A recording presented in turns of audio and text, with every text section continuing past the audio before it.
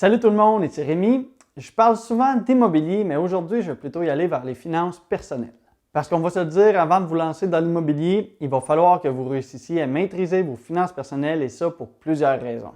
Et les deux choses les plus importantes qui vont arriver, c'est parce que si vous réussissez bien à maîtriser vos finances personnelles, eh bien vous allez réussir à prouver à la banque que vous êtes responsable et vous allez pouvoir réussir à emprunter. Et la deuxième chose, c'est que si vous n'arrivez pas à gérer vos propres finances personnelles, eh bien, vous allez trouver ça très dur de gérer un immeuble à revenus. Donc aujourd'hui, on va voir 5 erreurs qu'il faut comprendre et qu'il faut éviter avec nos finances personnelles. Je dis ici que c'est des pires erreurs qu'on pourrait faire parce que c'est souvent des erreurs banales qui sont faciles à corriger, mais qui sont acquises dans la société en général. Ce sont des erreurs que tout le monde fait. Et pourtant, c'est des erreurs simples qui sont faciles à éviter et qui pourraient vous faire économiser jusqu'à des milliers de dollars. Si on accumule chacun des petits trucs ici, ça va vous placer dans une situation financière beaucoup plus saine. La première erreur qui est quand même très courante, c'est de croire aux 0% d'intérêt ou aux promotions qui sont trop belles pour être vraies. Il faut comprendre que des vrais cadeaux comme ça à 0% d'intérêt, eh bien, ça n'existe pas vraiment. Mais Rémi, j'ai acheté un divan qui coûtait 2000 $, je l'ai pris sur 24 mois et il me revient à des paiements de 83 et 33. Si on calcule ça, ça fait bien 2000 $. Il n'y a pas eu d'intérêt là-dessus. Vu comme ça, c'est vrai, vous avez raison, il n'y a pas vraiment d'intérêt. Mais soyez un petit peu plus futé. Est-ce que vous avez demandé au vendeur combien vous auriez pu le payer si vous l'aviez acheté directement en argent? Et oui, parce que dans la grande majorité des cas, eh bien, les intérêts sont déjà inclus dans le prix qui est affiché. Comme la grande majorité des gens achètent en étalant sur plusieurs versements, eh bien, ceux qui fixent les prix ont décidé d'inclure directement les intérêts dedans et dire que c'est à 0% d'intérêt. Donc, si vous décidiez de payer en argent, c'est fort à parier que vous auriez réussi à avoir un meilleur prix. Dans le cas du divan, disons que vous auriez réussi à l'avoir ne serait-ce qu'à 1800 $ au lieu de 2000 $, eh bien, c'est 200 $ de sauvé, ce qui représente quand même 10% de rabais. Ou à l'inverse, c'est 10% d'intérêt sur le prix. Même que des fois, si vous n'avez pas d'argent pour pouvoir payer le divan à 2000 $, au lieu de le prendre avec des versements chez le vendeur, eh bien, vaut mieux des fois aller à la banque, avoir un plus petit taux d'intérêt sur un emprunt et réussir à payer le divan en argent et ensuite payer la banque. Comme ça va vous revenir plus avantageux que les frais cachés qui sont souvent très élevés. Bref, avant de sauter sur un taux d'intérêt à 0%, eh bien, faites vos calculs et regardez ce qui est vraiment le meilleur pour vous. Et l'autre chose, c'est que même si vous réussissez à vraiment trouver un taux d'intérêt à 0%, eh bien, dites-vous que payer un divan pendant 2 ans, c'est vraiment pas un bon geste financièrement. Ça va mettre un stress financier important sur votre budget pendant longtemps, tout ça pour un article qui se déprécie, c'est-à-dire qu'il va perdre de la valeur tout au long que vous allez le payer.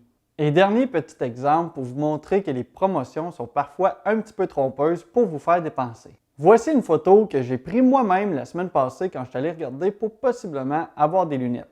On va prendre l'exemple que toi aussi tu veux y aller et tu rentres dans le magasin, tu as besoin d'une seule paire de lunettes et ça se vend 300 $.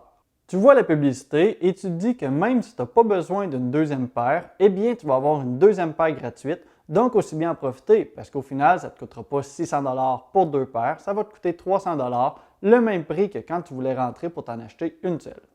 Donc, tu décides de prendre 2 paires de lunettes, tu payes 300 $ et tu repars du magasin avec ça. Maintenant, il y a ton voisin qui rentre et lui aussi a besoin d'une seule paire de lunettes et il décide d'en acheter qu'une seule. Il ne se fait pas prendre par la promotion. Eh bien, il ressort du magasin et au lieu de lui avoir coûté 300 $, eh bien, ça va lui avoir coûté 200 $ parce que lui, il a réussi à avoir le rabais sur une seule paire. Donc, au final, ta deuxième paire de lunettes que toi, tu as achetée, eh bien, elle n'est pas gratuite, elle vient de te coûter 100 $. Vous voyez la subtilité? Votre voisin, il est sorti avec une seule paire de lunettes, ça lui a coûté 200 $. Toi, tu es sorti avec 2 paires de lunettes et ça t'a coûté 300 $. 100 $ de différence, c'est pas ce que j'appelle être gratuit. Des promotions comme ça, il y en a tout plein. Faites attention pour ne pas vous faire avoir. C'est juste une façon de vous faire dépenser plus d'argent, souvent sur des choses que vous n'avez pas vraiment besoin. La deuxième erreur que vous pouvez faire, c'est de garder de l'argent de côté. On pourrait dire un peu comme si vous aviez de l'argent dans un bas de laine. C'est une des pires choses que vous pouvez faire financièrement pour quelques raisons. Pourtant, avoir des économies, c'est très important. On parle normalement de réussir à accumuler dans un compte courant un montant de 3 à 6 mois de revenus Comme ça va être une bonne façon de gérer votre argent et aussi de diminuer votre stress financier. Parce que si jamais il arrive une situation d'urgence et que ça vous coûte cher ou bien que vous avez une perte d'emploi, eh bien vous allez être capable de traverser la situation sans avoir trop de stress financier. Mais là où ça peut devenir un petit peu plus dangereux financièrement, c'est que si vous avez plus de 6 mois d'accumulé de revenus dans un compte courant et que cet argent-là adore là, eh bien dans les faits, vous êtes en train de vous appauvrir. Parce qu'il y a l'inflation qui va tranquillement venir diminuer votre pouvoir d'achat. Je m'explique très rapidement et sommairement. Si vous avez 10 000 dans votre compte courant que vous gardez là pour réussir à rénover au complet votre salle de bain le jour où la douche elle va briser. Mais maintenant, on avance un petit peu dans le temps, votre douche est encore bonne et elle brise seulement au bout de 10 ans. Eh bien, dans votre compte en banque, vous aurez encore 10 000 qui vont vous permettre de rénover votre salle de bain. Mais la problématique, c'est qu'au lieu de coûter 10 000 pour les travaux, eh bien, rénover votre salle de bain va maintenant vous coûter 15 000 à cause de l'inflation sur tous les matériaux, le temps et tout ce qui va avec. Donc, vous comprenez que vous êtes en train de vous appauvrir parce que oui, vous avez le même montant d'argent qui est encore disponible, mais votre pouvoir d'achat diminue. C'est-à-dire que la possibilité que vous avez d'acheter des choses avec cet argent-là diminue au fil du temps. C'est donc important de ne pas garder trop d'argent qui dort de côté. Si vous avez beaucoup d'argent, eh bien c'est important de l'investir avec des choses qui vont rapporter beaucoup d'intérêt. La troisième erreur, c'est de penser que la retraite, ça passe absolument par les REER.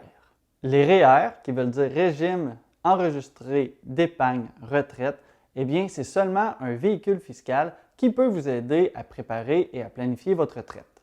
Mais il faut savoir que ce n'est pas nécessairement avantageux pour tout le monde. Donc, c'est important de se poser la question et de se renseigner à savoir si ça l'est pour vous.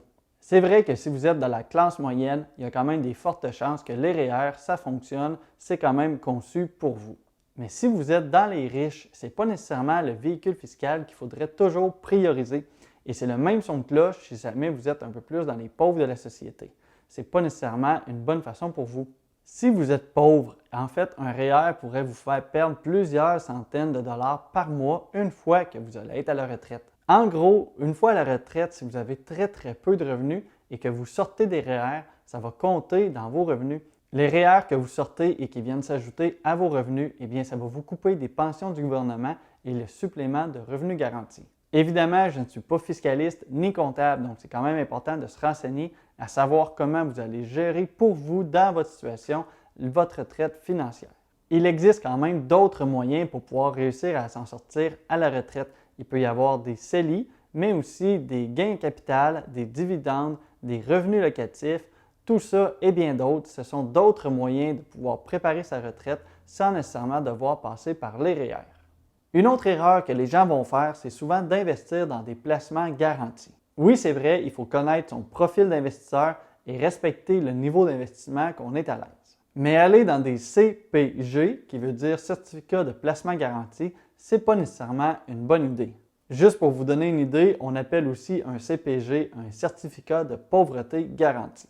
Bref, il faut investir de manière à battre l'inflation et réussir à se créer un patrimoine. Et ce n'est pas nécessairement avec des CPG qu'on va réussir à faire ça. Donc, faites-vous conseiller et sans nécessairement vous faire manger tous vos profits par les conseillers, allez plutôt investir dans des choses qui vont être plus importantes qu'un CPG. Il y a entre autres des FNB qui suivent les indices boursiers qui pourraient répondre à vos critères d'investissement. La dernière erreur que plusieurs personnes font, c'est de négliger les intérêts composés. Ça, pour les plus jeunes d'entre vous, eh bien, c'est vraiment ce qu'on appelle une mine d'or. Si toi aujourd'hui tu as 20 ans et que tu décides à partir d'aujourd'hui de mettre 1 000 $ par année dans un compte qui donne un rendement de 4 %, eh bien, une fois rendu à la retraite, à 60 ans, tu vas avoir 102 000 $, tout ça pour avoir investi seulement 40 000 $.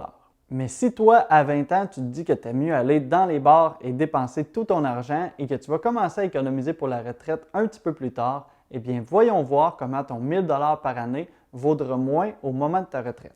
Si tu investis à partir de 30 ans au lieu de 20 ans, eh bien, rendu à 60 ans, ton argent vaudra maintenant 60 000 $. En 10 ans seulement, tu viens de perdre près de 42 000 $.